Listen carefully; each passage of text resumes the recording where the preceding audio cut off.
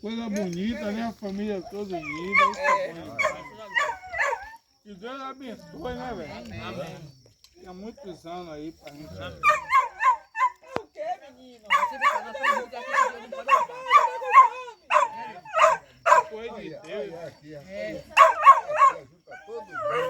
Pra mim, papai, pra mim. Mas essa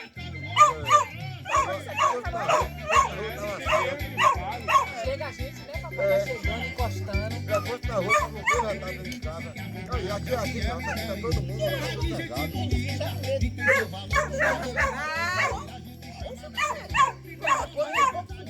Mas quando eu tô dentro de casa, no, por exemplo, Natal, pra fazer um amigo secreto, eu tô dentro de casa, olha, a gente lá também.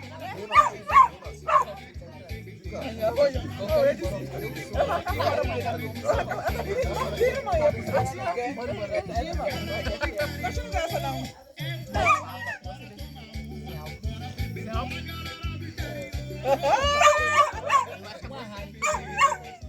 Mãe, não tá rindo, mãe. Sem álcool mesmo. Aqui,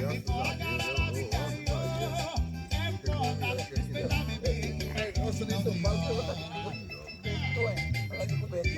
Ô mãe, ó, senhora, pega isso. Ô, menina, não posso fazer nada. Depois que lá, eu vou.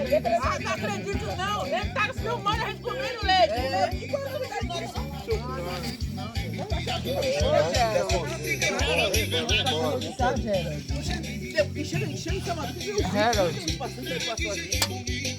vai cair desse jeito pra você cair. Alcione, se por escada ela querer vir embora, ela acampava uma tarefa de terra aqui, fazer a casinha dela.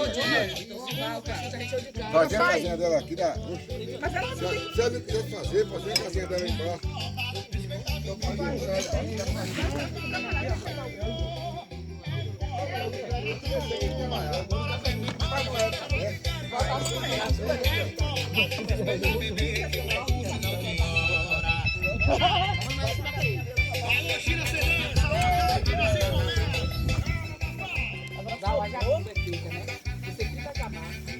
Sem tranqueira, viu?